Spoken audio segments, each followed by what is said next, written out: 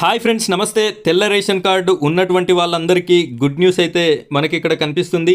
ఈ తెల్ల ration card కలిగి ఉండి ఎవరైతే నెల నెల రేషన్ బియ్యాన్ని పొందుతున్నారో వారందరికీ కూడా ఒక శుభవార్తని నేను మీకోసం తీసుకొని రావడం అయితే జరిగింది. ఇది మార్చి నెల, ఏప్రిల్ నెల నుండి మీకు కందిపప్పుని కూడా ఈ యొక్క రేషన్ బియ్యంతో పాటుగా అందించడానికి రాష్ట్ర ప్రభుత్వం అయితే అన్ని విధాల చర్యలని తీసుకోవడం అయితే జరిగింది.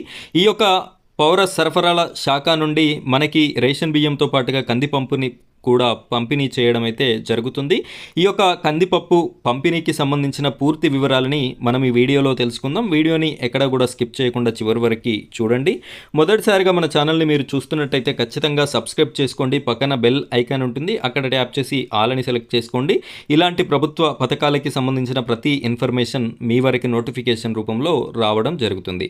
ఇప్పుడైతే మనం వీడియో టాపిక్లోకి వెళ్ళిపోయినట్టయితే ఇక్కడ చూడొచ్చు, రేషన్ షాపుల్లో ఇక కందిపప్పు ఏప్రిల్ నుంచి పంపిణీకి ప్రభుత్వం కసరత్తు. కందిపప్పు ధర రోజురోజుకి పెరిగిపోతుండడంతో పేదలపై ఆర్థిక భారం పడకుండా రేషన్ కార్డుదారులకి ఏప్రిల్ నుంచి కందిపప్పు పంపిణీ చేయాలని ప్రభుత్వం సన్నాహాలు చేస్తోంది.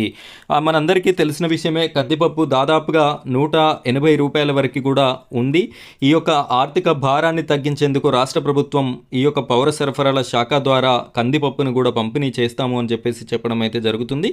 గత ఏడాది డిసెంబర్ వరకు పౌర సరఫరాల శాఖ ఆధ్వర్యంలో కందిపప్పు పంపిణీ చేయగా జనవరి నుంచి ఎక్కడా ఇవ్వడం లేదు. ఒకవైపు బయట మార్కెట్లో ధరలు పెరుగుతుండడంతో వినియోగదారులు కొనుగోలు చేసేందుకు ఇబ్బందులు పడుతున్నారు.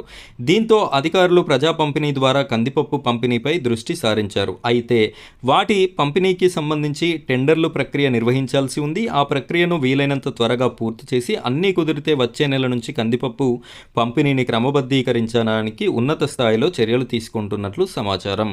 అయితే ఈ పంపిణీకి సంబంధించి టెండర్లని ఇవ్వాలి కాబట్టి ఆ టెండర్ల ప్రక్రియ కూడా త్వరగా ముగించుకొని వీలైనంత త్వరగా ఏప్రిల్ నుండి ఈ యొక్క కందిపప్పు సరఫరాని ఇవ్వాలి అని చెప్పేసి అంటున్నారు. ప్రస్తుతం ఆంధ్రప్రదేశ్లో కేవలం 3 జిల్లాల్లోనే కంది పండుతుంది. ఆ 3 జిల్లాల నుంచే కందిపప్పుని కొనుగోలు చేసి ప్రభుత్వం రాష్ట్రమంతటా సరఫరా చేయాల్సి ఉంది. అయితే బహిరంగ మార్కెట్లో ఎక్కువ ధర పలుకుతుండడంతో ప్రభుత్వానికి కాకుండా రైతులు, వ్యాపారులకి పంటను అమ్ముకుంటున్నారని చెప్తున్నారు. ఇక్కడ చూడొచ్చు, బహిరంగ మార్కెట్లో 100కు పైనే, బహిరంగ మార్కెట్లో కందిపప్పు ధర 100కు పైనే క్వాలిటీని బట్టి ఆ పైన పలుకుతుంది. ఇక రేషన్ సరుకులతో పాటు కందిపప్పు రూపాయలు 67లకి అందిస్తున్నారు. వీరైతే 100 రూపాయలని చెప్తున్నారు, కానీ మనకి బయట కిరాణా షాపులలో అయితే 180 రూపాయలకి విక్రయించడం అయితే జరుగుతుంది. ఈ యొక్క పౌర సరఫరాల శాఖ ద్వారా మనకు కేవలం 67 రూపాయలకే ఈ యొక్క కందిపప్పు కిలో అనేది రావడం జరుగుతుంది. తద్వారా మనం ఒక 100 రూపాయలు అనేది ఆదా చేసుకున్నటువంటి వారమవుతాం. దీంతో ప్రభుత్వం అందించే కందిపప్పు కోసం వినియోగదారులు ఎదురు చూస్తున్నారు. ప్రస్తుతం రాష్ట్రంలో కందిపప్పు ఉత్పత్తి ఎక్కువ లేకపోవడంతో మహారాష్ట్ర తదితర రాష్ట్రాల నుంచి తెప్పించే ప్రణాళిక రచిస్తున్నారు.